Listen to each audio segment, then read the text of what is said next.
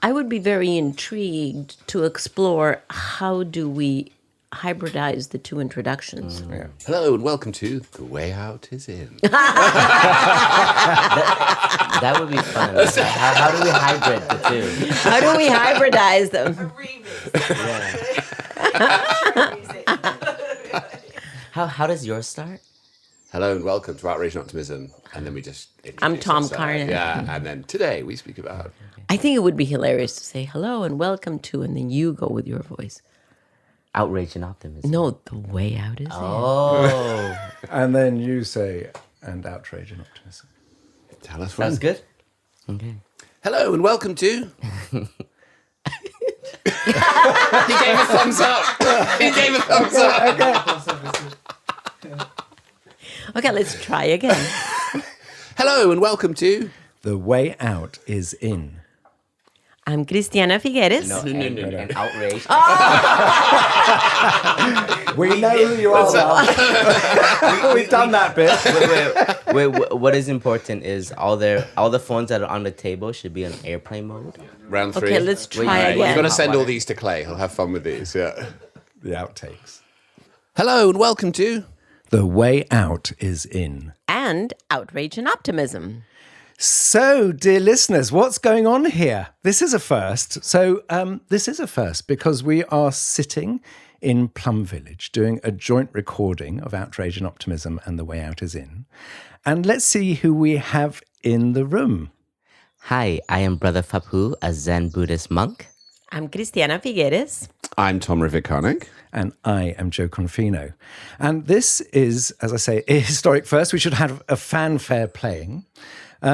Because we have been sort of partners. We have been doing guest episodes with each other. Christiana and Tom have been supporting The Way Out is In podcast.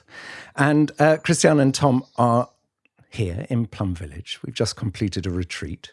And we are sitting around this very modest, small kitchen table of Zen Master Thich Nhat Hanh in Upper Hamlet, in the monk's residence, and in his hut, which is called Sitting Still Hut. And we are doing a special recording because the four of us are all together.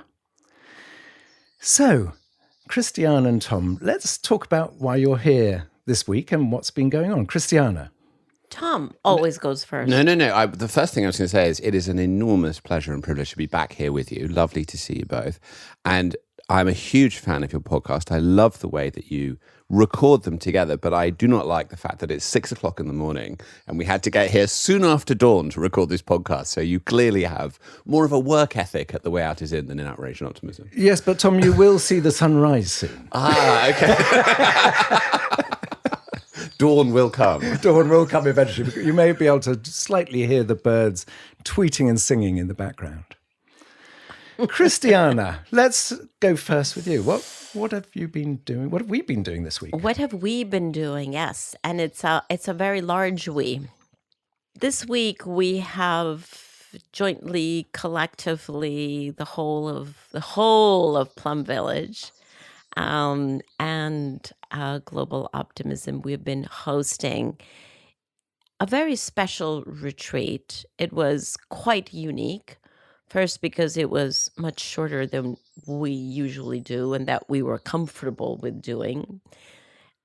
And because it was quite different to the retreats we usually do around the climate challenge, in that we usually bring a rather large number of people together who come from different organizations, different viewpoints, different worldviews, different approaches, attached to different solutions, very often completely diametrically opposed. And Plum Village does its magic with these people, and we can talk about the magic.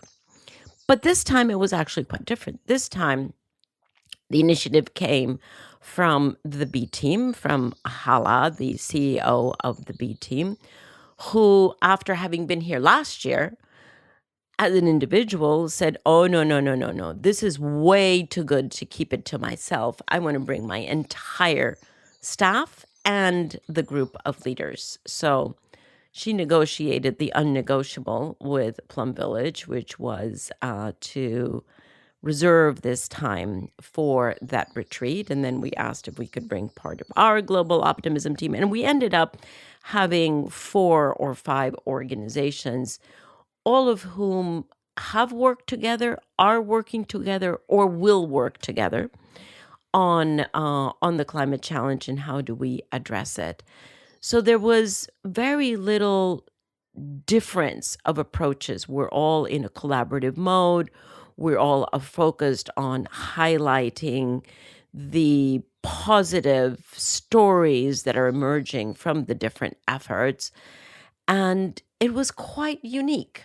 It was quite unique in precisely in having people who are already collaborating, but taking them to a much deeper place within themselves, and from there, a much deeper space for collaboration in the near future. Thank you. And Tom, a lot of people come to Plum Village or the climate retreats of Plum Village feeling very guilty at taking any time off. They think they should be sort of at their desk, getting on with it, trying to save the planet, trying to get change to happen and working flat out. But after being here, we see them go through real transformations and a real recognition that they need to start looking after themselves in order to care for the world. And I'm just wondering if you just want to reflect firstly on how the time has been for you personally, but actually what have you seen? Because actually everyone has talked about going through some form of transformation. So I think a couple of observations from these few days, and it has only been a few days, which is amazing. And they're sort of obvious, but to me, interesting insights. One is that transformation happens. And that sounds simple, but we arrive here a few days ago, everybody feeling somewhat stressed, a little nervous, not quite sure what this is going to be. And a few days later, you see lots of examples and a sort of a strangely almost consistent experience of people finding something in themselves from this experience that kind of slightly breaks them open, but also opens up this vista of possibility in their lives. And that's incredibly hopeful. It's just been a few days, and you see a range of people with a very different perspective on their lives. And one thing that I've witnessed is that we feel very stuck in the climate movement. We feel like we don't know what to do now. We feel like the challenges are so big. We feel a sense of rising panic. And to witness a group of 30, 40 people arrive with that collective feeling, I'm very familiar with being with people with that feeling. I identify it very quickly. And to stop, to feel, to allow the spaciousness to penetrate them, and then to leave with a different energy about themselves, really reawakens my sense of how transformation is possible in this world. And that comes from a different place to where we think it comes from. It doesn't come from the construction of a very clever, because we're very clever, ideological view that then is applied to a worldly problem. It comes from a pause out of which what is needed now arrives. So that leaves me with a sense of calm and deeper peace myself, but also a real sense of the possibility of transformation in the world. Thank you, Tom. So Phap Huu, you have thousands of people coming to Plum Village every year seeking refuge, wanting to see the world with fresh eyes, wanting to deal with aspects of their suffering, wanting to change their lives in some way. As Tom says, there's some magic, you have some magic dust. What is it about Plum Village that allows people to come back home to themselves in order to then, when they leave, to feel refreshed, to feel that they maybe have more agency and more ability to lead their lives in the way they want, rather than being victims of their lives? I think first is the individual willing to come to Plum Village, willing to be embraced by the unknown. And I think that is part of the spiritual journey, is to step out of our comfort zone. But the support that you get in Plum Village is a living community of practice. And I do believe that everyone who arrives can feel the peace that has been cultivated for over 41 years in Plum Village. And then we take them on a journey, and it's an invitation. We never force anyone into the practice. And our invitation is always to connect to oneself, going inwards, like the name of the podcast, The Way Out is In, and telling them that you do have the capacity to touch stillness inside of you, to be aware of what is happening in your body, what you need to care for, and then to recognize your non-stop thinking radio station. And it can be scary, the silence that we do offer, particularly in the evening, because it seems like, what am I doing here? When there's silence, we have this habit of trying to achieve something, because this culture that has been established in our times is so strong and so profound that we get to meet our own habits. So our invitation and our journey is inviting people inwards to, number one, know that they have the seed of mindfulness. And it's not woo-woo. It's not something that you only accomplish after 10, 20 years of practice. But you can touch the practice right away. And in the orientation that we offered in this retreat, we did recognize everyone's a little bit of unease and also maybe discomfort with just being so still. But once we do invite everybody to come back to the breath and connect to the body, the face, the shoulders, the hands, the legs, and you can feel the collective energy of the whole community of practitioners, even though they are very new, but everybody is settling in. And there is this element where we have to surrender to ourselves.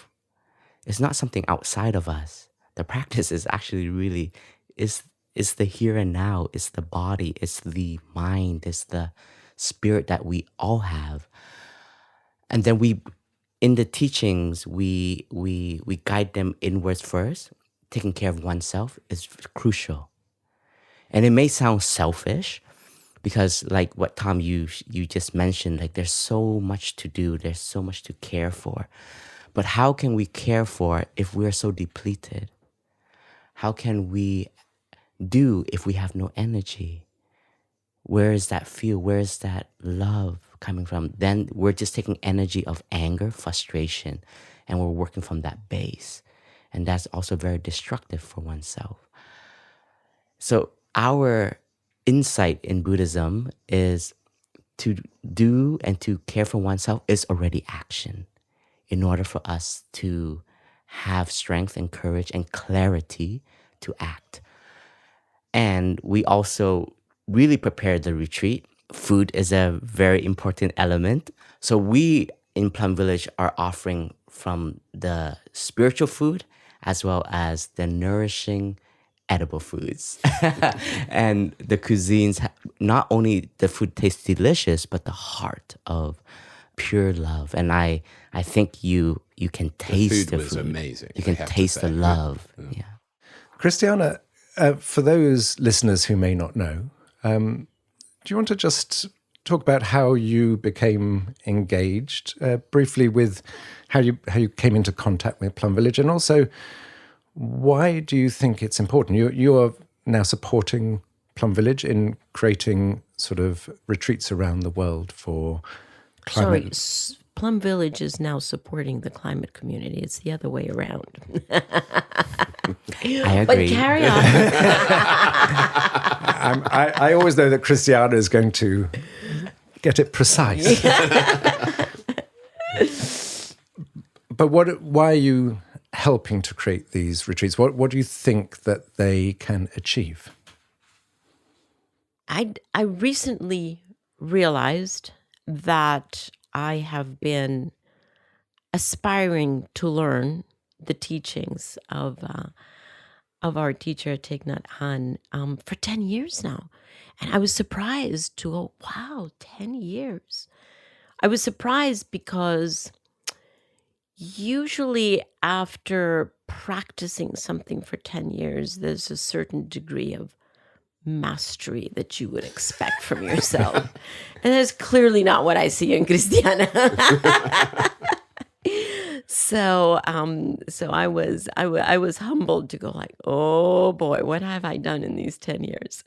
But yes, it was at the end of 2013 that I discovered the teachings of Thich Nhat Hanh. And I did not come here first to Plum Village in France. I went first to the monastery in Germany that was closer to where I was living and working, in Bonn. And it was quite wonderfully convenient for me that it was a 45-minute ride from where I lived. So I was able to go with a certain degree of frequency to be nourished and to be, honestly, to be supported, to be transformed, to be invited to embrace my personal pain and transform it into beautiful capacity and agency to see the blossoms that can blossom with a well-fermented soil, or the lotuses that bloom in thick mud. And I took those lessons to my job at the time at the head of the climate convention without preaching to anyone, because I thought that would be totally inappropriate. But just, yeah, Brother Phap Huu, to quote you, trying in my little simple starter way to bring the power of presence to my work. And I think with good results. And by supporting the monastics in bringing this work to the wider movement, what is your hope? What's your aspiration for doing that? What do you think could potentially happen by reaching many, many people who are sort of acting? Well, again, at the cost of correcting you, my dear friend Joe.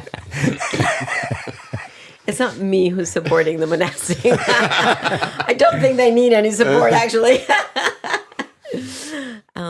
No, it's actually quite simple.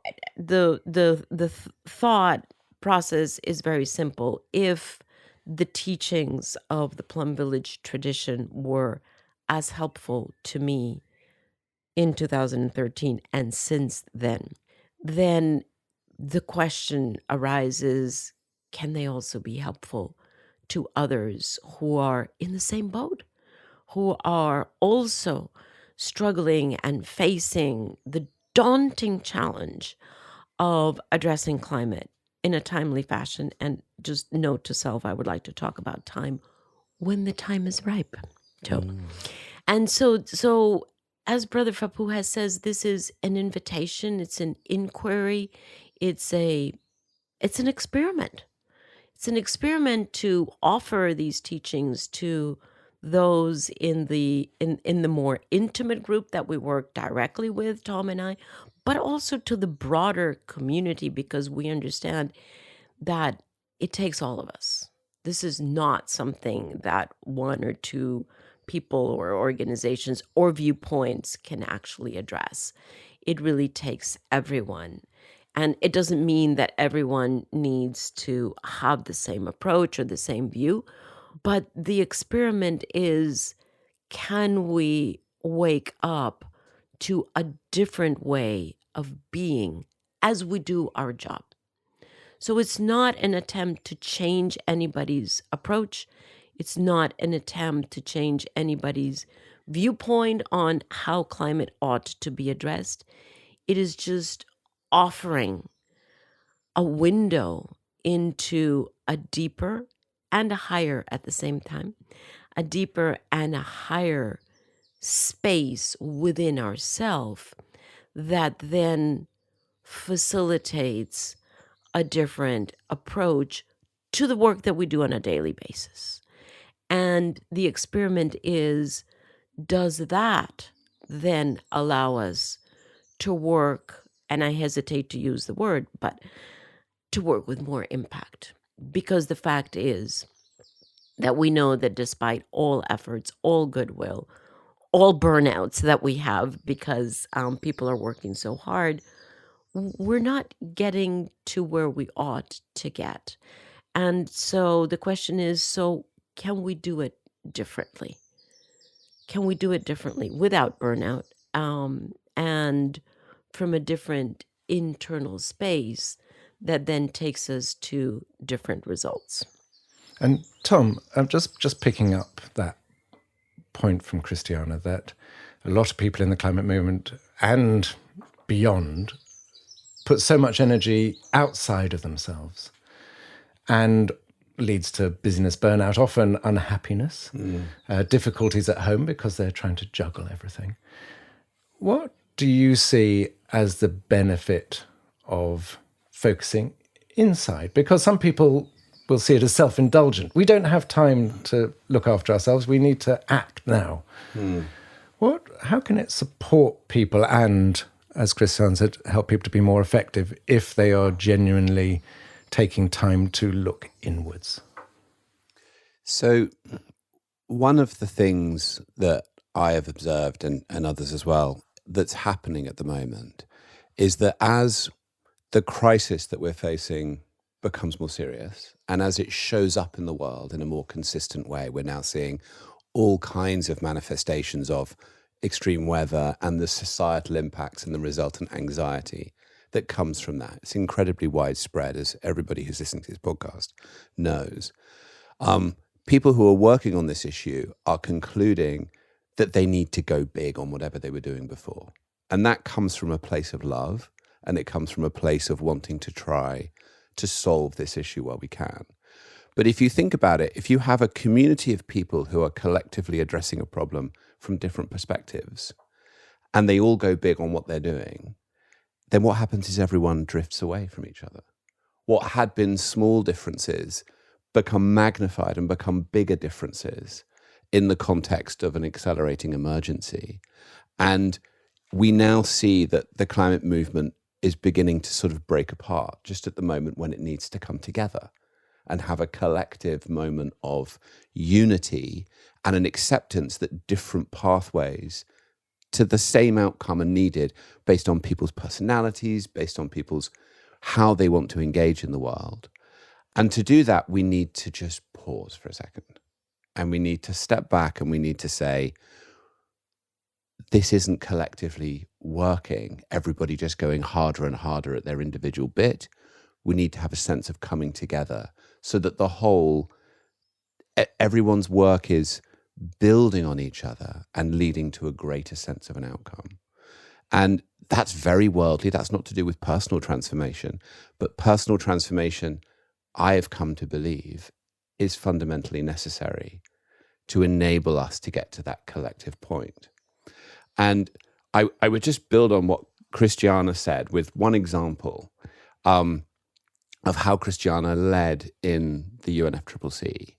So I joined Christiana there for the last few years. And this is, I think, a watering of seeds of connection between people in the organization. And just for people who may not know, what is the UNFCCC? Oh, yes, UNFCCC, thank you, is the United Nations Climate Convention that Christiana led. That is so funny because people on our podcast would know that. Yeah. So this is one of the challenges of the hybridization of today. And those in ours will know all about spiritual transformation. Yes, being most important. Yes. So it's a good exercise. This crossover is delightful.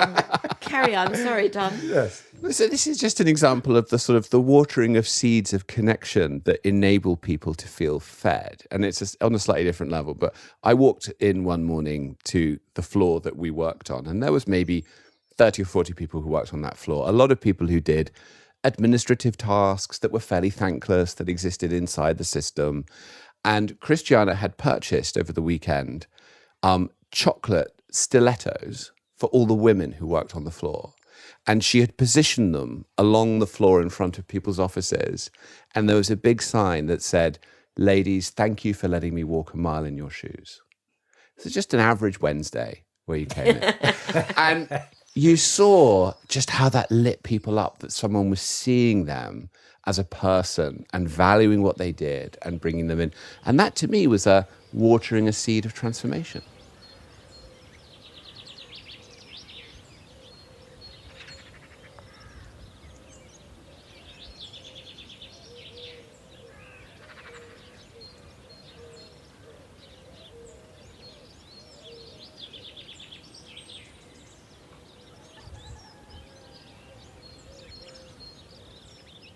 So this is our sort of introduction, in a sense, to what we're going to be talking about, and it flows into what we're going to be talking about. And Phap Huu, you started the retreat by talking about developing our spiritual powers.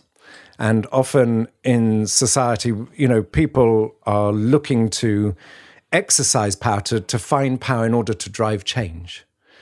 And often forget that there's actually, how do you develop the power within yourself in order to drive change? So it might be useful to, you know, and Thich Nhat Hanh wrote a book called The Art of Power.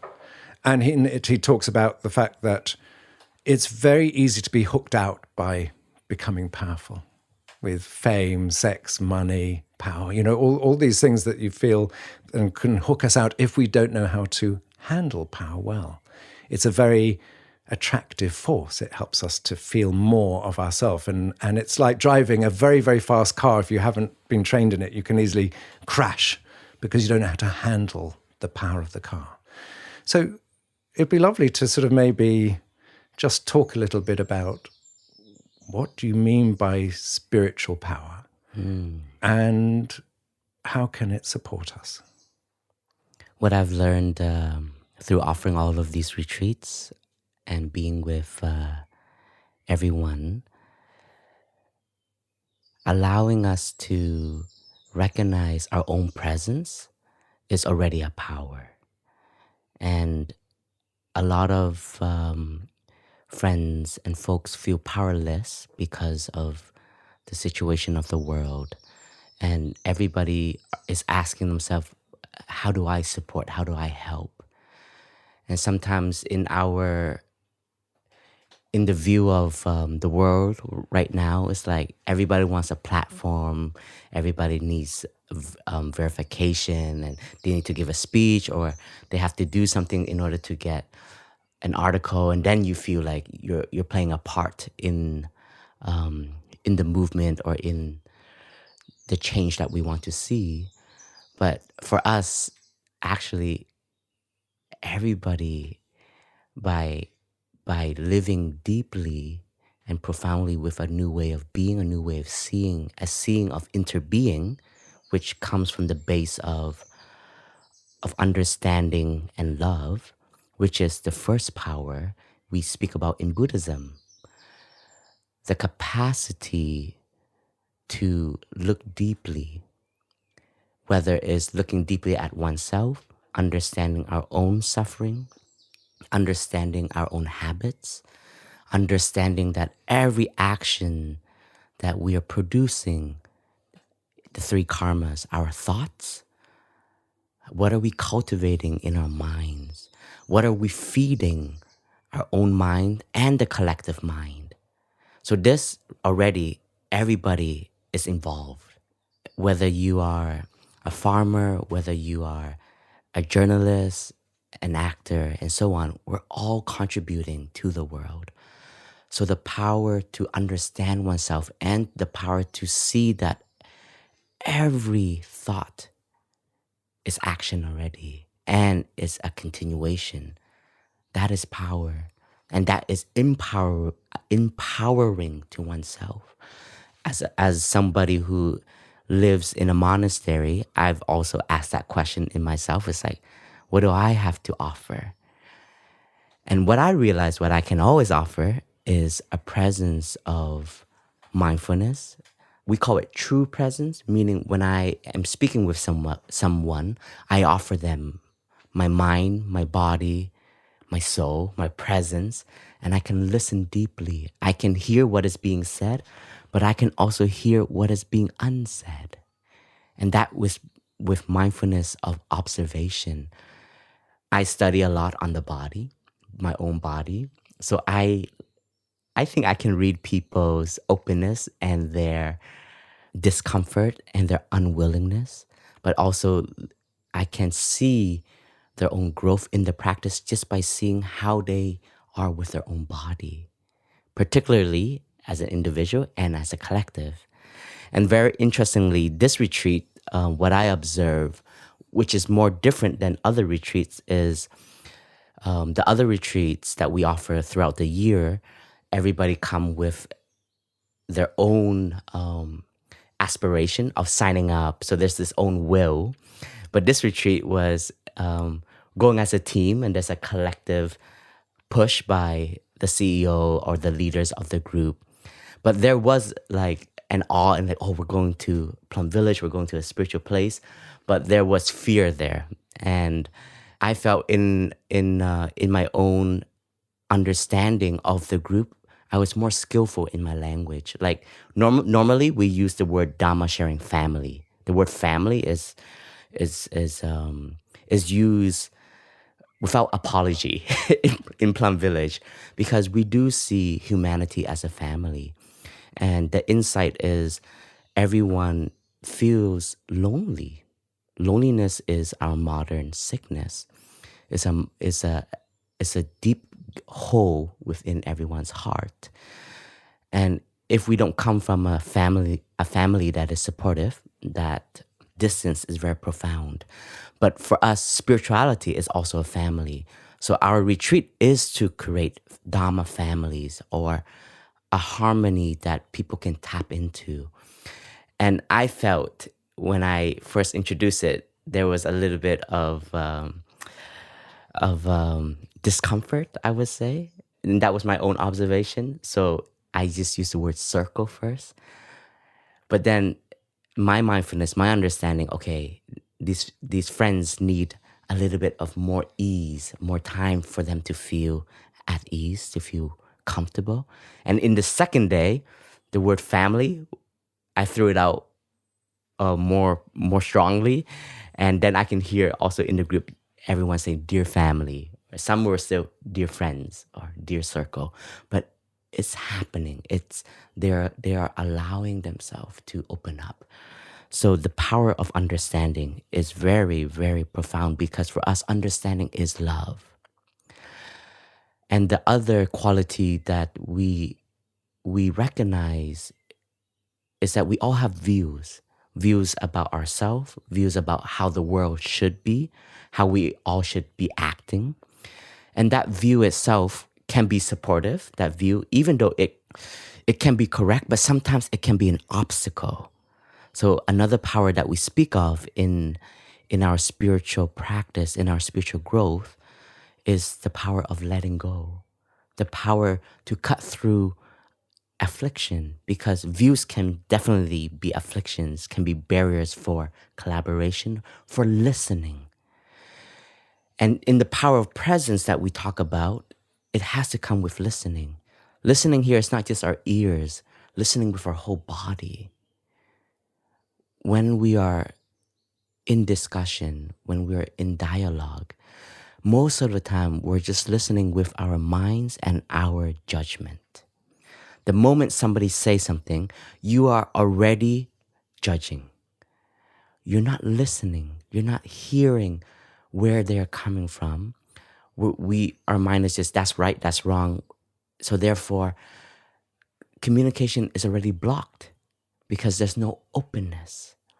So our training is to let go of our views, let go of our self. We all have a self. And in Buddhism, it teaches us, but we're also made of non-self element. Let us take an example of all of us in this room. We all have teachings, we all have wisdom, we all have insight, but we also have ignorance. But where did all of this insight come from? It's not ourself.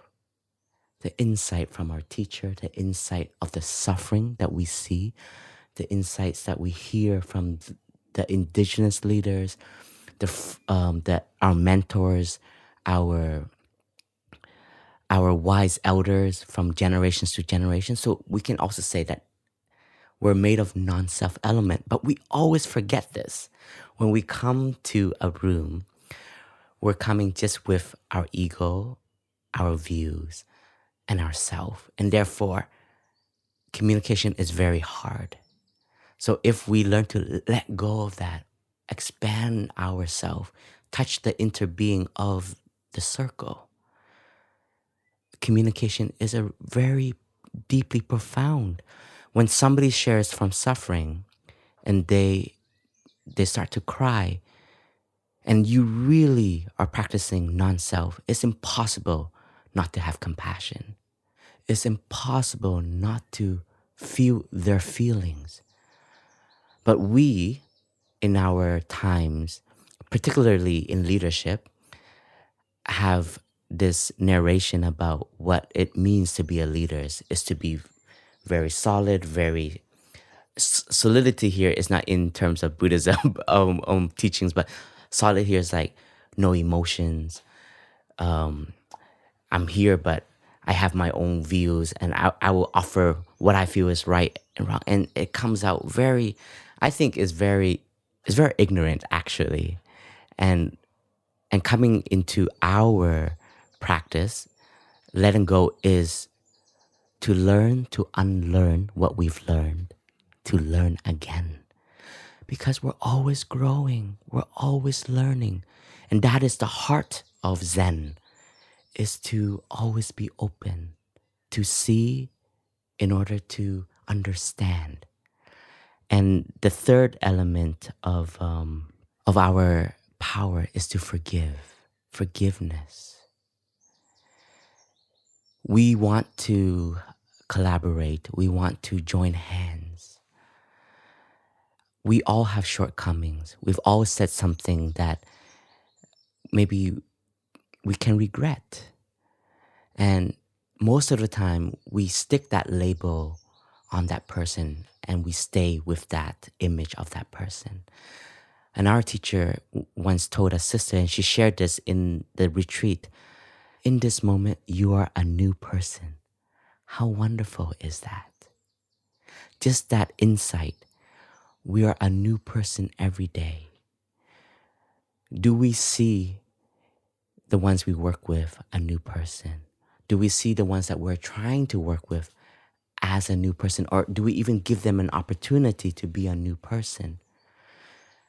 These sharings, these conferences that we come together, I would like to add as a spiritual practitioner, what is missing is the spiritual dimension of allowing us to see the non-self in each other, to see the non-you element, and can we offer that non-them element to them in order to help each other to have a more deeper understanding. But to arrive there, we have to start with the listening. And that's why we spent 2 days on just listening to oneself, and then the second day, listening to others. And when we invite you to listen to others, be mindful of your own mind and your own thinking. And every time you have a judgment, smile to it. And you say, I smile to you, but in this moment, I am offering my true presence to what the person is sharing and what they are not sharing. And that is very supportive. And this 3 element, we all can generate in us. We all can cultivate the power of understanding, the power of letting go, and the power to forgive. I believe if we just practice these 3 qualities, there will be profound transformation. Thank you, Brother Phap Huu. Tom, I just wanted to, let's talk about this. Because one of the things Phap Huu underneath this is talk about creating space, isn't it? Creating space to deeply listen, to have understanding, to concentrate, to have insight needs space at a moment where people feel they don't have space. And I'm just wondering, how do you feel that people, let's say in the climate movement, can create space for themselves? Because it looks as though they're being squeezed from all directions. And one of the things I noticed on the retreat, in the circle, the family circle that Phap Huu, that I was sitting with Phap Huu was facilitating, was there were a number of people who said, I'm really, really busy, and I believe I love busyness. And after one day, and then after 2 days, what they were saying is, actually, I realize the thing I've been most enjoying here is that realize I'm not enjoying being busy. I'm enjoying being quiet. I'm enjoying space. I'm enjoying being with nature. And so there seems to be this sort of, in a sense, this the sense that people have got into a pattern of busyness and feel actually that is who they are. And that is how they prosper. They actually think, if I get things done, I'm doing lots of things, then I'm being effective. And it was just extraordinary to watch that sense of when they stopped, they realized, actually, I really like silence. I really like just sitting by a tree. Can you just talk about a little bit, maybe also for yourself? Because, I mean, this is something that, you're very, very busy. You've got lots of projects, lots of things you're trying to manage. What is the importance of space in a practical application? Well, I think one of the challenges is that the world reaffirms and you get stuck into a system from which you kind of can't come up for air. So because everybody is so busy and everybody has created a culture of busyness which provides some kind of affirmation, sense of progress, sense of achievement. And I think that's particularly intense in the climate movement, but I think it's a problem in the world in general. It's very difficult to engage partially in that because I notice it for myself. Once I go back into the world, you start sending emails, you start sending WhatsApps again, you get a flood back, you then feel you need to respond to those. When you respond to those, another flood comes back, and before you know it, every single available moment has been absorbed by this activity that has been created by this collective sense. So it's very difficult to come out with an intention and follow through on that intention and maintain the space that you want to maintain. And I think actually a lot of our problems flow from that. Because when there is no space, when you're so restricted, you feel it in your body. You feel, I've had this sometimes at busy times, I can't breathe. And I mean, right now, my hands go to my chest. That feeling is quite familiar. The value of moving beyond that, I feel, is that you're not then destined to just repeat the patterns that you've established. Because while you are trapped in that, you tend to just play out habitual behaviors and ways of being that don't embrace what Phap Huu just described, which is the relief of putting that down.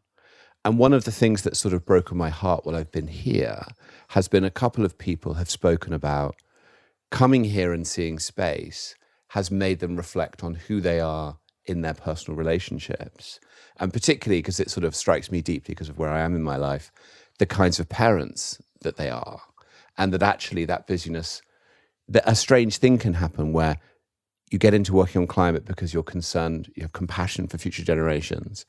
You then end up very concerned about the situation we're in the world. You work harder, you get busy, your personal relationships deteriorate, you become a worse parent. And you end up sort of creating the thing that you're trying to avoid in your own personal life because you're then acting without awareness of what you're doing.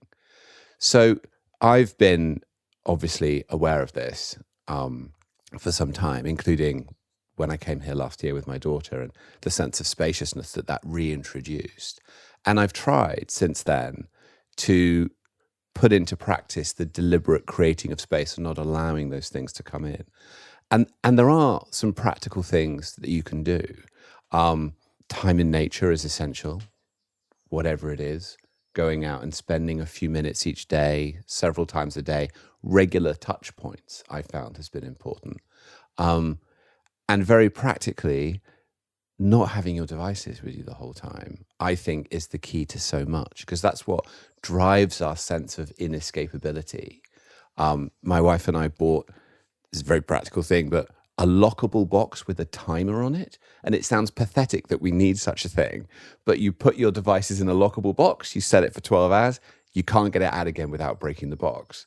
And it's amazing how much space that actually provides. You can't access your devices for a while. And you're like, oh, thank God for that. And so the world would just have to carry on without you for a limited period. So those are just a sort of few examples of how the implications of not having space and some little threads I've been following about how to bring it back. And Tom, one of the sisters who gave the talk, Sister True Education, gave that example. She said that there are people who may be putting their heart and soul into saving a forest, but don't have time to take their children into a forest to enjoy a forest. Yeah. And in the Thich Nhat Hanh's book, The Art of Power, he talks about actually the most important thing first is to take care of yourself and your family, and to take care of your happiness. And when you take care of those, then you act in the world. But if, as you say, your family is suffering because you're trying to save things, then actually, what are you creating for future generations? Yeah. Christiana, anything you want to add to that? And also, Phap Huu talked very much about deep listening.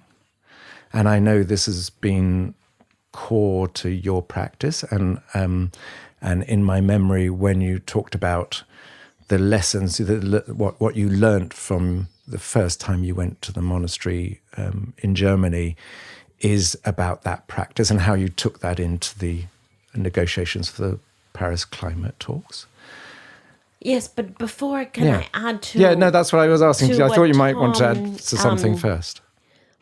Because I think there are two factors that we let boxes in. One is space, and Tom has done a beautiful job of describing the anxiety that comes from restricted space, which is in our head. The other is time. We've got to the right moment. And they're both intimately related. And I have been very curious during this retreat, Phap Huu, about time.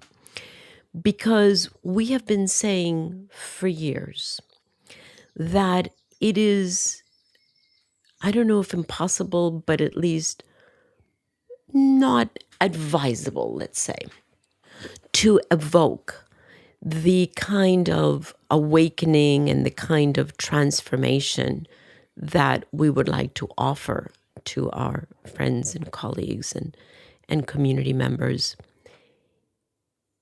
That we can't do that if we do a retreat that is any less than 6 days, 5 days. And it's been sort of a golden rule that we have held to, right?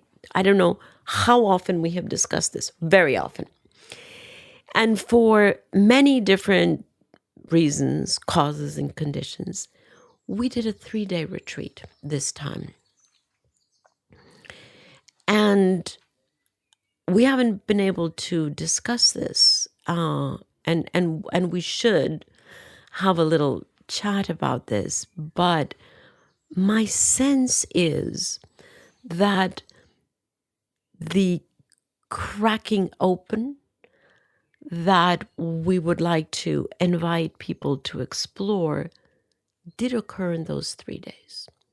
And so to me, the question that arises is, how interesting that we imposed on ourselves a specific sense of time and that we got attached to a number that we thought was necessary. And by doing that, we gave the linearity of time a huge reality. The linearity of time is something that those of us who work on climate change live with on a daily basis. we have, an alarm clock that is with us all the time because we have very clear timelines. We know that by 2100, we absolutely must have guaranteed that we do not go over 1.5 degrees. We know that in order to get there, we have to be at net zero by 2050. We know that in order to get to net zero by 2050, we have to be at 1/2 global emissions by 2030. And we know that to be at our half emissions by 2030, we have to reduce yearly by 7%. So we take time and we pull it into our current experience, and we derive mathematically. We derive then the implications of time upon our work. And so it is not surprising that those of us who work on climate change have this huge anxiety about time. It is not surprising that when people come here, they feel this incredible guilt about taking X number of days off, quote unquote, off. It is not surprising that when we're finishing a retreat, people are getting very anxious about the implications of not having responded to emails over X number of days. I'm just really intrigued by this linearity of time that is given to us on the one hand by climate science, but that we then intake for our daily lives and for our work. And what this 3-day retreat evokes for me is a question about that. Is time, with respect to the potential transformation that we're all capable of, that the agency that we have, is time really linear? I'm just wondering. I don't have an answer. But it strikes me that there could be a very interesting parallel between the fact that many of the technologies that are being developed to address climate change, we know that those technologies are coming onto the market, affecting not just manufacturing and sales, but affecting flows and eventually affecting stocks in a counterlinear way, because they're on an exponential path. And I've been wondering, so what does exponential mean? Exponential means that we break the relationship between change and time, that we actually get more change, more transformation over the same space of time. And now I want to put time into quotation marks. That's what exponential means, that it's not linear, it's not gradual, but rather that technologies are now going up the S-curve, meaning we're getting more change over the same space of time. And I've been wondering, is that not what we saw this week? Is that not what we have been experiencing, that we don't need a certain predetermined length of time as we understand it normally? We don't need a certain number, magical number of days to open our hearts and to realize that we can touch a very deep part of ourselves and hence walk out into the world with a different approach, with a different way of seeing, with a different way of thinking, with a different way of acting. I was actually in awe, frankly, of the power of transformation that we witnessed over 3 days. And I would say it was nothing less than a tectonic shift for most people, not everyone, but for most people, a tectonic shift. And so I'm just really curious about this. And I'm just wondering, so is it that we're seeing, for lack of a better word, exponential change in technologies, but we can also match that with exponential change in ourselves? And that relieves, for me, the ticking clock. Because the ticking clock obeys a different sense of time. And I'm just curious. I'm just like, So this is not a statement at all. It is just more a set of questions, and an inquiry that I'm having with myself, and that I would like to share and get all of you to do your input, because time is such a slave driver in the soul of those who work on climate change. We always are working against time. And so have we opened a tiny little window that would give us a relief from that slave driver?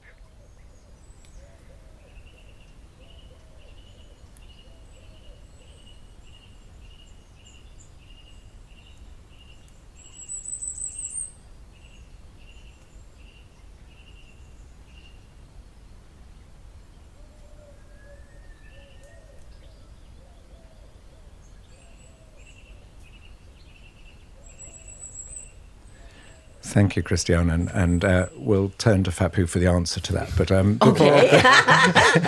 but I just have a couple of thoughts, because it's a fascinating question. And in my own experience, it's possible in a very short amount of time to have an epiphany. In the right conditions, we can have a deep, because for me an epiphany is this cracking where we understand something so meaningful and deep that touches our heart so deeply that it goes through our ego's defenses. And it touches something that we can't then forget because we know the truth of it. And even though the ego will try and come and take it away and say, well, it was just because you were in Plum Village, and actually, was it really real? And did I really feel that? It can't take that away because it speaks to us so deeply. So we can have an epiphany very quickly, but then the issue is, how do we maintain it? Hold it, yes. Because what happens... To Tom's point. Yes, because what happens is we will find, because we have such strong patterns of behavior, that it's a bit like stretching a rubber band. You can stretch the rubber band, but the rubber band wants to go back to its form. And so an epiphany is suddenly this huge stretching of the rubber band, but then there's this pull of gravity to come back to how it was. So, and I think that's where community comes in. And I think that's one of the things we've been talking about at this retreat with these 3, 4, 5 organizations that were here that work together, that had leadership here. So there's an opportunity to change it. How do we support this going forward? Because it doesn't need then another 3 days every few months to maintain it, but it needs to be maintained and supported. And I, that's what I see. If Phap Huu was sitting here on his own, he would not be the Phap Huu we know, because he is the community. He is made up of the community elements that support him and help him, and when he goes astray, reminds him. So I think there's a sense of, we can have the opening, but how do we then look after ourselves? Have I gone astray? Recently that I need help? But we'll talk about it afterwards. Well, I think before I share, I want to ask Tom, because Tom, you came late. Sorry. I was keeping that quiet. Yes, Tom. Now we've just outed him. You came really late. One whole day. Yeah. And you missed 3 Dharma talks. Yeah, including yours. But you're getting it now. You see that somebody was counting. But for you, how was it? Because I also experienced and saw what Christiana saw, which was there was transformation, even for those who arrive late. But I think what was unique is, and I'll come to it in my own understanding and my own sharing of all of the conditions for transformation. But what did you feel coming into a collective like this? So I felt a change as I walked in the opening road, as I came into your car park and then walked from there to the tree. And I've obviously had a certain amount of experience of this way of seeing the world. So the familiarity of the energy of the place sort of felt like it infused me, and I felt like I remembered something within 20 yards of walking in. And I was with 3 people who'd never been here before. And I would also say that I saw a subtle but distinct change in them. Now, what I don't know is, was that because of this place and what it is and who Tai was and who you all are and the energy that's been grown here? Or was it the process that was already unfolding that they wrapped into that quite quickly? And I would say that their experience of this has not been any less than others who were here for the whole time.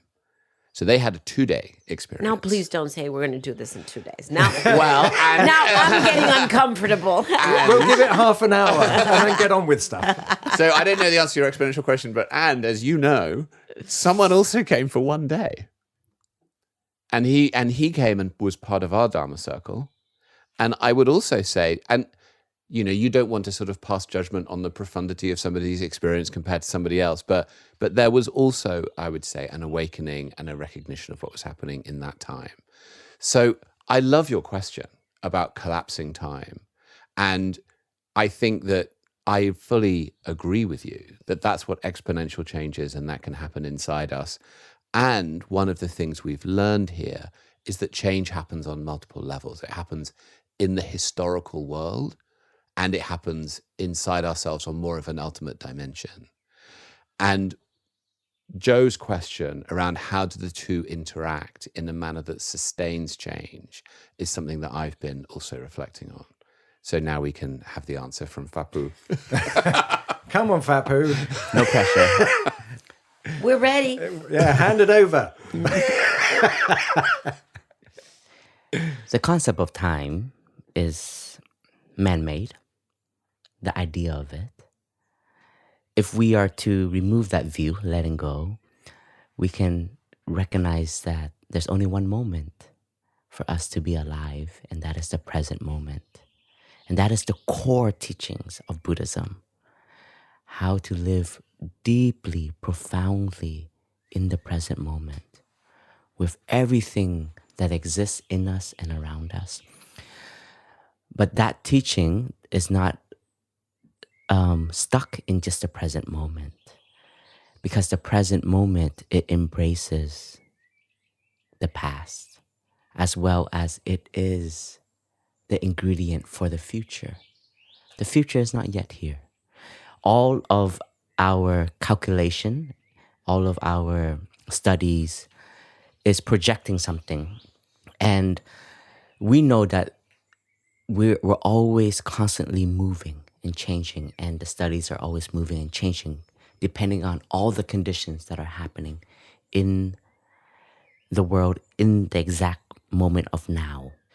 Of course, saying this, it doesn't mean like we don't like science. We a lot of us, we love to read the research in order to know and to have responsibility. Information can be very enlightening. It can help us wake up. But information can also be a huge trap.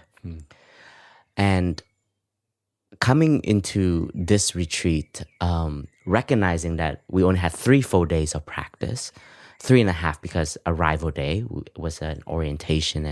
And I believe already the journey to Plum Village is already day 1. You're letting go, you're encountering your fear. What the heck am I going to do at a monastery? Will I even be able to sit still? And all that fear is already the retreat. And then coming into the car park, seeing the space, recognizing people have a new way of being here is the retreat. And coming to your observation, Christiana, I remember our teacher Tai. Every time he offered a retreat, he always said this: I believe there's always transformation in retreat, even if it's 3 days, 5 days, or 7 days, or 3 months. But there's always transformation when we all learn to be authentic with ourselves. And that authenticity is the reality that we get to be who we are. And that already is the shift. That is the transformation. That is the unmasking of all of the views, all of the projection we put on ourselves, all the projection society puts on ourselves, all the achieving, all of the egos, all of that is pulling us away from this deep present moment. Buddhism, like Brother Spirit shared in the retreat, Brother Phap Huu, it contradicts itself in the teachings, but it's a skillful way of allowing us to understand reality. We do have the reality of the historical, which is we all are of the nature to get sick. We're all of the nature to grow old. We're all of the nature to die. We're all of the nature to say goodbye to the ones that we love most dearly. But what is our continuation? What we stand on is our karma, our actions, of thoughts, of speech, and of bodily action.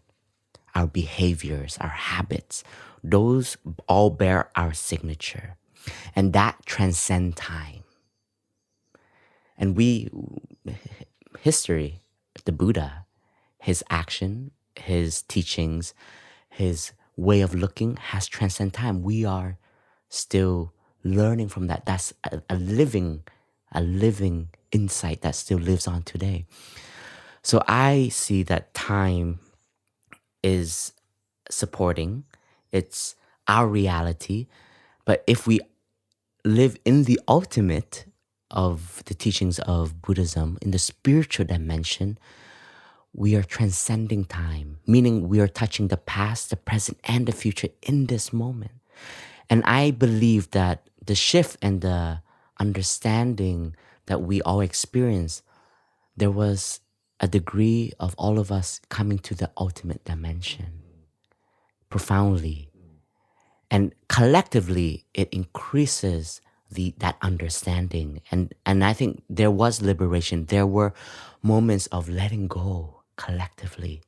But at the same time, it was very empowering to the present moment, understanding the suffering. And in yesterday's Q&A, question and answer, somebody asked, like, how do we bring in the divide, those who have to work with the divide? What is the power to for deep listening? And my first reaction in my mind was, whenever there's suffering, that is an opportunity. Whenever there's differences, that is suffering, there is an opportunity. And so bringing in everyone to touch the suffering of each other, that is also the ultimate. That is also the seeing of generational suffering, which is time, which is the past. But at the same time, the opportunity to connect, to listen, that is already transformation of the future. That is allowing us to transcend the differences. This is where the spiritual dimension that we are living, and it dances through the thread of historical and ultimate. This is what we are offering to everyone in the world. And this is where we feel is the key for us to truly enact on the change we need. Because the spiritual dimension is not woo-woo, it's not a devotion, it's not a belief, but the spiritual dimension is for us to touch reality. How is it possible for us to care for something that we don't understand? That's why in our retreat, we had one night called Silence in Nature, because we do know all of our friends who work for protecting the environment, caring for the nature, caring for the forest, have barely spent time to listen to the earth, have listened to the trees, have even listened to the sounds of the birds. Do we understand what we are caring for? And this is why it seems like coming to a retreat is giving ourselves time and not doing something else. For me, that's a wrong view. And that is a very capitalist view.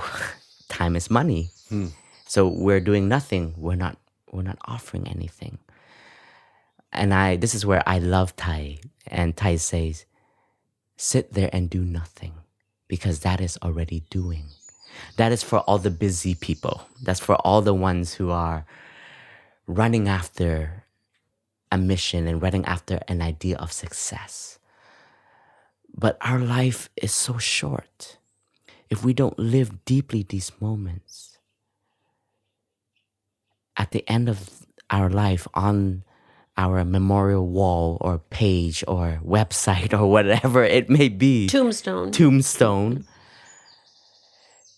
people won't remember what actually we've achieved, but what we really remember is how we lived, especially the ones who we are close to.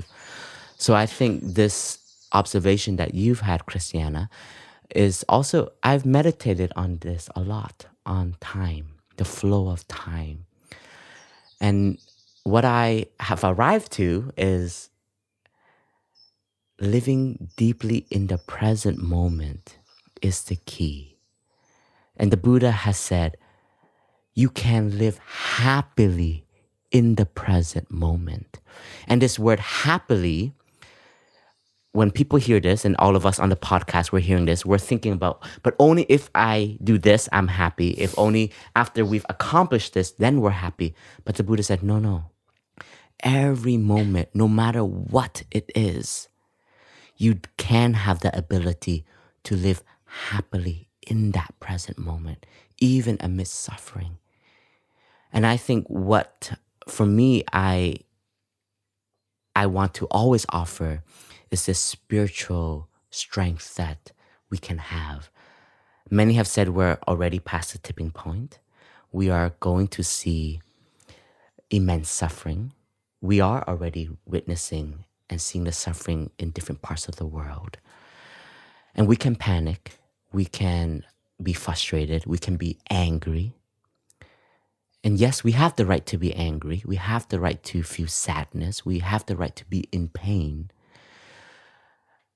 But it is also our responsibility in the present moment, with mindfulness, with concentration, and with insight, to recognize, but I can still live deeply this moment. I can come together as a community and hold this pain together. But we can still also sit and look deeply together and to embrace each other in order to have strength and to have collective insight in order to move forward. So for us, the historical and the ultimate, we have to dance between the two. We can't live just in the ultimate, because then we're not really living the historical, which is this physical body, this physical world. But we cannot be ignorant in thinking that it's just this physical world that we should care for, because the ultimate tells us that there is so much more than just me and you. And somebody shared in our circle, which was very profound. It is because we suffer so profoundly, we're extracting from ourselves. And because we are extracting from ourselves, we have the thought and the idea that to cover up this loneliness and the suffering, we will extract from this planet to serve our own ego and serve our own greed and pride and desire. So I think what I felt is in the 3 days, there was transformation. But if we give it 2 more days, deeper transformation. Yes. I don't ignore any transformation, but transformation is never the end. It's never. It's the beginning. It's just the beginning. The mindful breath that you experience is just the beginning. And that is why what I've learned in this retreat and in the next retreat I will share in the orientation is to not get caught in the idea of success, even in the practice. In the stillness that we experience, it's just the beginning. And not to be attached to also this transformation, because we need so much more transformation. And once we leave Plum Village, the storm of frustration, of anxiety, of fear, of anger will come. And that's why I believe what Plum Village offers is this space. But believe me, this space, to cultivate it, is not simple. There's a lot going on in the monastery. There's a lot of transformation within the ones holding this space that we're continuously cultivating. So time and space, we have to be attentive and mindful of it, but we can also be free from it, because this present moment that we're living deeply is the seed that we need to plant for the future. And what I love what Sister True Dedication said yesterday, some of our transformation and actions of today, we may not see it into 3 or 5 generations later. But nothing is lost. And that is the insight, and I believe it's the truth of karma. The word karma for us is not what you hear in music, what comes around goes around, so do better. But karma, yes, do better, but karma is much more profound than that. The actions of today, we don't see it. Some of it we will experience right away. We experience the transformation right away. But there are deeper transformation that needs time for ripening. Thank you, brother. Beautifully spoken. And you were talking about that evening when we went out to nature to listen to Mother Earth. And just to share one thing, that when I was walking alongside the trees, and what I heard was that a tree can't be rushed. That if a tree wants to grow higher very quickly and not take care of the roots, it will topple over. That it has a natural life. And if you try to rush it, it will court disaster. So that the tree needs the depth of roots in order to grow high. And in order to grow high, it needs and vice versa. So that sense of this is a natural journey through life, and to recognize it's a path and there's no destination. And on the way it is recently there was one of the episodes was an interview I did with Thich Nhat Hanh 10 years ago. And he said, if I were to live for another 100 years, I would continue to learn. He said, love has no frontier, that it goes on forever. And he said he could take one of his calligraphies, which he talked about the Dharma seal, first Dharma seal of Plum Village, I have arrived, I am home. He said you could just take that one phrase and you could go ever more deeply into it. So I think there's a sense that, as you say, we can have a breakthrough which shows us the path. And then we need to walk that path. And that path will go on endlessly. Christiana, I just want to come, you may want to have a response. And also, I want to come back to the deep listening, because that was it's one of the core practices of Plum Village, one of the things that I think helps so much in breaching division and judgment is to listen deeply and openly, to unlearn what we learn in order to learn again. And I know it's been fundamentally important to your work. And I just wonder if there's anything apart from any response to Phap Huu, whether there's something You don't you'd give like to up, share? right? You asked a question, you want the answer. You see, my pattern is a journalist. You see, I'm not going to let you avoid the And you answer. didn't even make a note of it or anything. It's like No, in your head. I also have the next question, so beware. But is there something you'd like to share about that? Well, I have spoken about it publicly quite a bit, so let me just do a quick recap here. And the piece that was very helpful to me about deep listening is one of the pieces that Phap Huu has reminded us is the listening without judgment, which was quite a learning for me because I come from a country that was not given any fossil fuel resources. We don't have any resources under earth. We don't have any metals. We don't have any minerals. We don't have any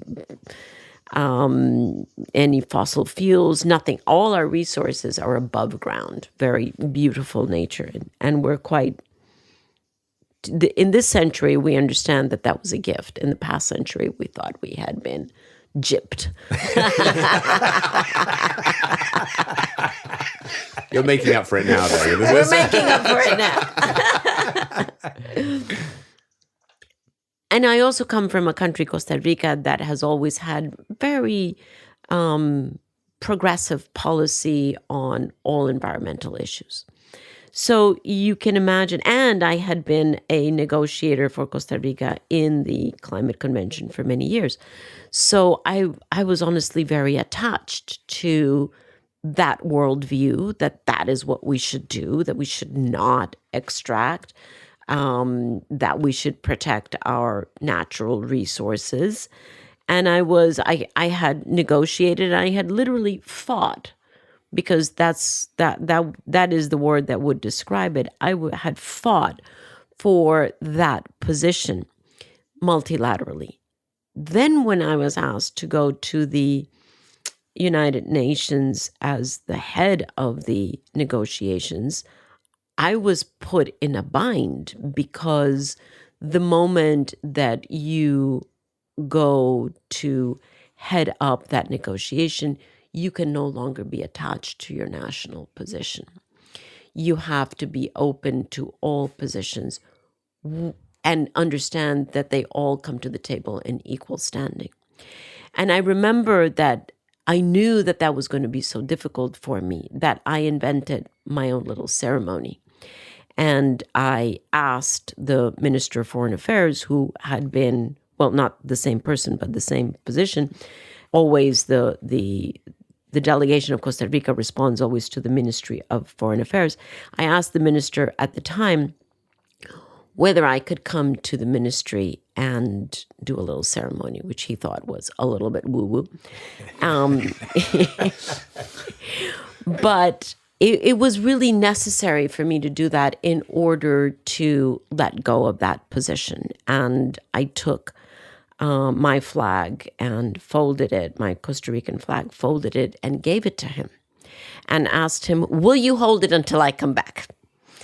Because he needs to continue to stay in the position of the country, but I need to let it go.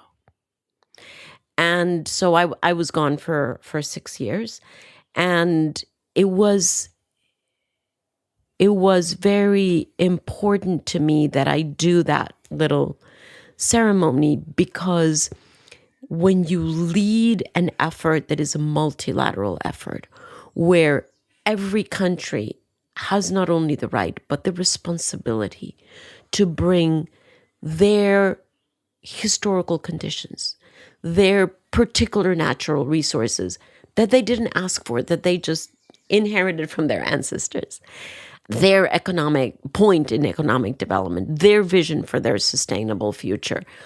All of that ends up in their particular point of view on climate or on biodiversity or on any other international issue. And my responsibility was to be equally open to every single country, no matter what their position was, and to not judge from a Costa Rican point of view, that others had a different point of view. So it's a very different responsibility if you're representing a country or if you're heading a multilateral process. And so the training to listen deeply and non-judgmentally, that's the piece, right? It's first taking the time and space, because we're not talking about time and space, taking the time, making the time and space to listen to every government in this case put forward not just their position, but what is behind the position. That was always the interesting thing to me. What is behind it? I know what your position is because I've read your documents. Thank you very much. But what is behind that? And sometimes it is said and sometimes it is not said. And then to be able to map out what is another mappa mundi, which is not just the geographies of countries, but the interests of countries, and have that complexity and hold that complexity without judgment. Understanding that everyone does come from a very different history, a very different set of conditions that they have not asked for, but that they're living in the present moment, and that those differences can and have to be respected. And at the same time, that in respecting those differences, there is always the possibility of common ground. And so those two things need to come together. There's no way that you can find common ground without respecting and understanding the differences, because then you don't see what's common. So you have to be able to see all of those with equal respect in the understanding of the historical moment that they're in, and then begin to see what emerges as common ground. So I guess as a trained anthropologist, I would have walked in that direction anyway. But I do now, post factum, see that as a trained anthropologist, and then as a student of Thai, those two things came together beautifully for me, because Thai's teachings deepened what I knew as an anthropologist, which is the respect of cultures, the respect of diversity. But then to do it in a truly internally non-judgmental way is the piece that I learned from Thai. Thank you, Christiana. And what's so interesting is what you said was exactly the same as Phap Huu. Is it's really two Zen masters in the making, a Zen mistress and a Zen master. You can swap jobs for a few months. But in the sense you both talked about listening to what's not being said, and to be able to listen to what's not being said, it needs space. But it also needs awareness. And the awareness needs to be the awareness of self first, and then the awareness of that space, because you can't hear what's not being said if your mind is busy with judgment, or if you are sort of not having awareness and not giving it time. It does take those things. Tom, we're going to go on to one last part, but before that, anything you want to add about that sense of deep listening and how that makes a difference? Because you are in many, many spaces, like Christiana, and in many different, not just different spaces, but different areas of space. You know, you'll be in different sectors of business. You'll be with foundations. You'll be NGOs. You'll be with business. You'll be with politicians, etc., etc. Are you seeing much deep listening in those spaces at the moment? And also, how are you able within those spaces to help to generate that? So I think that one of the things that I've observed over the years, and I've observed it both in myself and I've observed it in others who've gone to these different meetings and in these contexts, is you can be a different person in how you show up. And I'm sure if you are Brother Phap Huu, then that is more consistent. But for many of us, it's quite random. You might have a day where you're feeling present and confident and able to have space and listen. And other days when you come in full of anxiety, full of thoughts. And much of that is also to do with your level of confidence in the conversation. So most of us go into these discussions with a fixed idea of what we want to achieve. We don't really listen to the other person. We go in trying to push that agenda.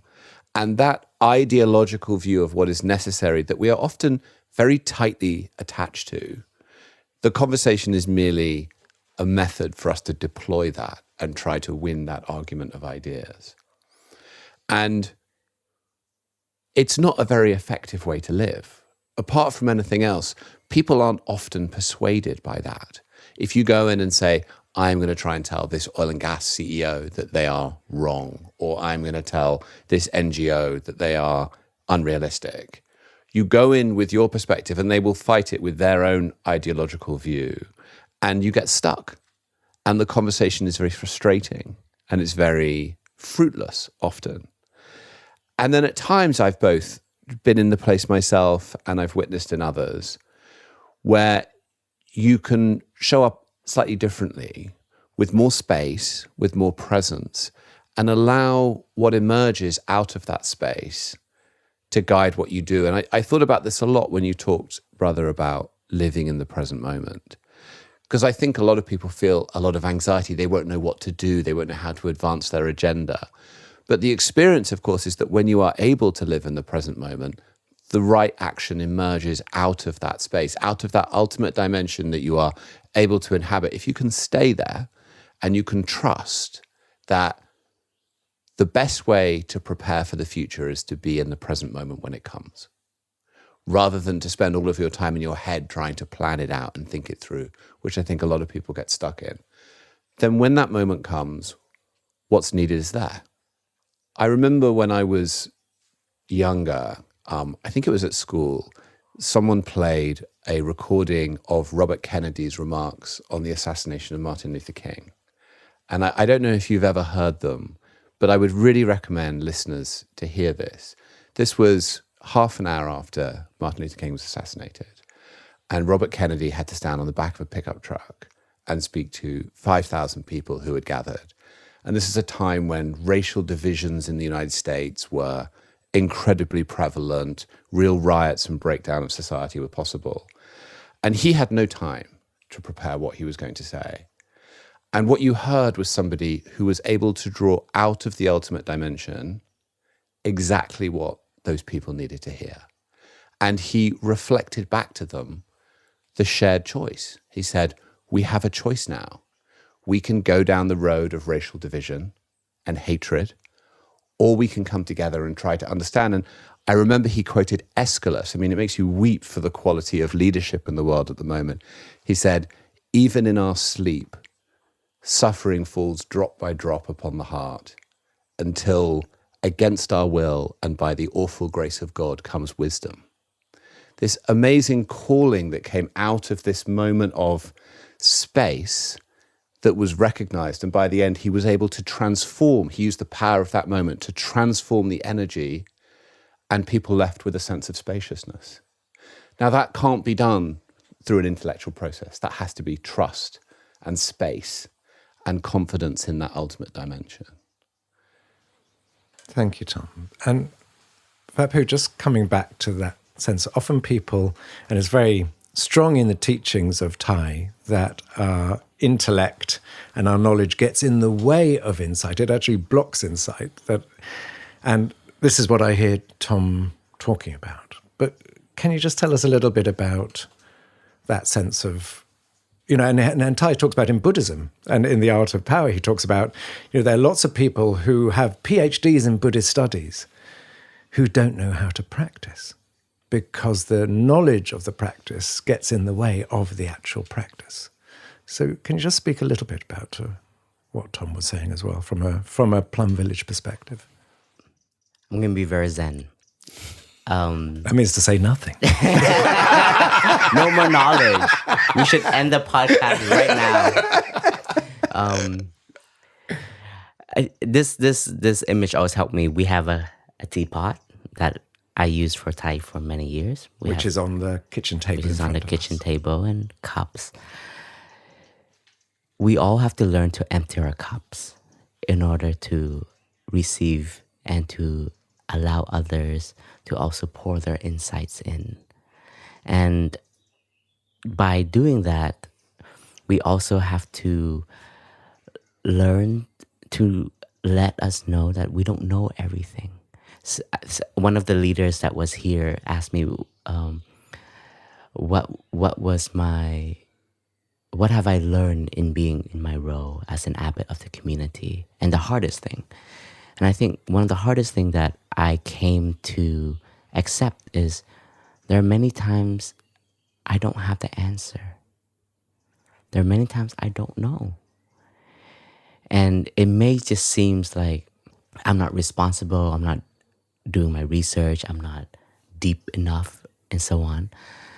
But I did tell him, but in the not knowing, I'm actually very open to listening and to understanding what needs to be done.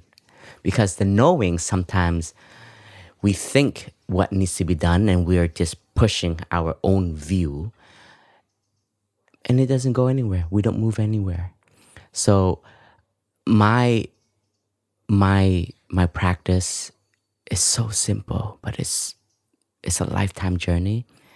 It's just coming back to the simplicity of breath, being aware of the present moment, knowing that my knowledge can be helpful right now, or it can totally be an obstacle.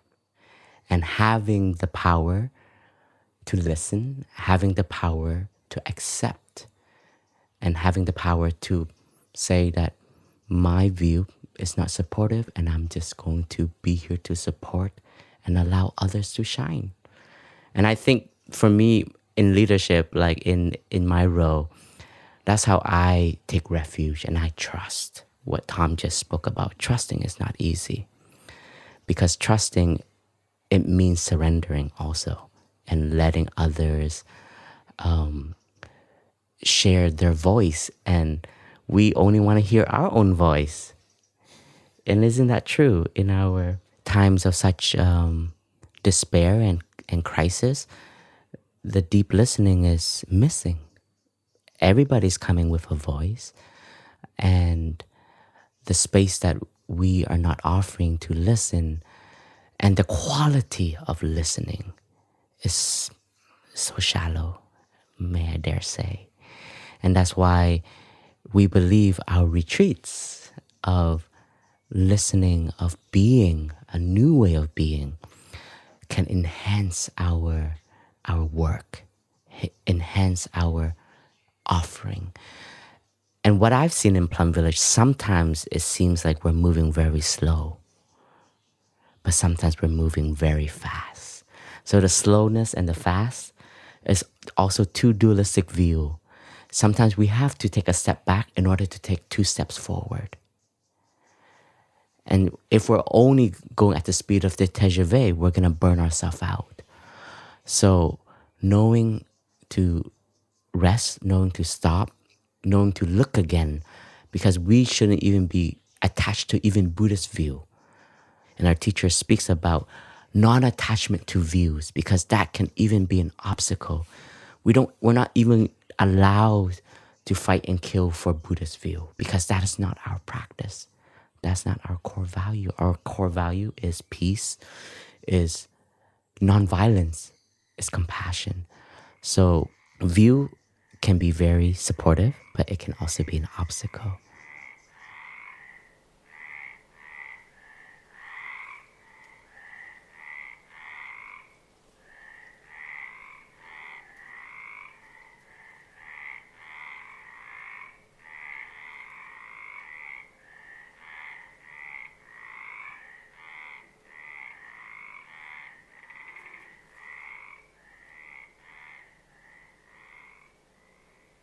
So, Brother Phap Huu, thank you very much. Christiana and Tom, any last moments before you're heading off today? So, any last moments from you? I wouldn't dare add anything after listening to Master Phap Huu. Phap Huu. Tom, anything else? The last thing that I would say is to wrest control of the podcast back from Jo, because it is a crossover episode, and suggest that we close by asking the two of you to please tell us what makes you outraged and what makes you optimistic. And I know we're out of time, but let's do it. So, in terms of outrage, I think what really outrages me is the sort of sense of we know everything that needs to be done. We're heading for a disaster. We're in a polycrisis. We have all the evidence. We have all the knowledge. We're seeing before our very eyes the impacts that are coming down, and we're now at the start of it. It's in the past, it used to be, well, it was a concept and we didn't really see what was coming, and it was easy to deny it. And what outrages me is that we see it before our eyes. I saw it in my own garden in the south of France, the smoke from nearby fires, the pond drying up, the trees all leaving their leaves. I see it in my life. I see it everywhere around the world. And then to see the inaction from that, and the denial and the inability of people to go beyond their fear and beyond their panic to recognize that this is the moment to act and act together, and instead we're creating wars and division and more social injustice, outrages me. And in terms of optimism, I came to Plum Village 3 years ago from New York because No difference between those two. from the very heart of New York to the very heart of nothingness. Because I see in these teachings a way, a path through this. Because there's so much focus on the external. And we need all that. And we know we need all that. We need all the solutions. We need the technological solutions. We need the negotiations. We need all that. But, the reason Phap Huu and I started this podcast, it's called The Way Out is In. Because there is a pathway through this. And it's a pathway to feel all that suffering, not to deny the suffering, get more busy because we're trying to solve it, but to stop and really feel that suffering and find a pathway through that suffering, because that gives us deep sense of purpose, gives us a deep sense of power, takes us out of powerlessness into a sense of agency, because we feel it so deeply in our heart and soul that we can't do anything else than act. And act from a place of love, to act from a place of compassion, and to act from a place of determination. And so I think that what gives me hope is that Christiana and you, Tom, are here, that we're bringing more and more leaders here, that we're taking these retreats to around the world. We were 90 leaders in Canada. And to see what a difference this makes, to see this is the spiritual revolution that also drives the temporal revolution. Thank you. As a monk, I don't talk a lot about outrage. I was very interested in your answers. Is there any little corner there that you might explore? I'm going to zoom my mindfulness into my outrage. I think, one of the things is, what outrages me is the education about the pollution and about the climate it's not enough, especially in developing countries like my own motherland, Vietnam, and also the outrage of there's still those who still think about their profit, even amidst the truth and the evidence of suffering. But what gives me hope and optimism is that I can change. I can be a part of a change, and I aspire to do everything in my lifetime, in the historical dimension, to do everything I can to to show that there's another way of being, there's another way of respect and gratitude to life, to the material world, as well as the world of nature, the world of all living beings that is beyond humans. And one of my new aspiration is to go home to Vietnam and to create garbage retreats. We're just gonna go and collect trash, and as a metaphor of recognizing the trash inside of us and to transform that. I love that. So please join me on these retreats, and I think it would be a very practical, real actions. And I want to see the changes that we can already show through action. And that's where I feel that's my strong point. Your strong points are going to the conferences, going to be the Somehow bridge. trash seems much more I want to do interesting. trash retreats. Let's go. Well, the great thing is so portable. Anyone can do them anywhere. Yeah. I want to help create a mindful trash movement around the world. Yes. And thank you so much. May I make one request before we go, and then you should close us out, which is on your app, the Plum Village app that everyone should download, you have beautiful meditations and beautiful music. May we play a piece of music from the app to close us out? We always have a piece of music at the end of Outrage and Optimism. So maybe Phap Lin playing the cello, and Clay can take it from the app and put it in here. Beautiful. Beautiful. Thank you. Wow. So, dear listeners, thank you for spending all this time with us. It's now the sun has risen, and I think it's time for breakfast. If Joe could determine, we would be here for another hour and a half.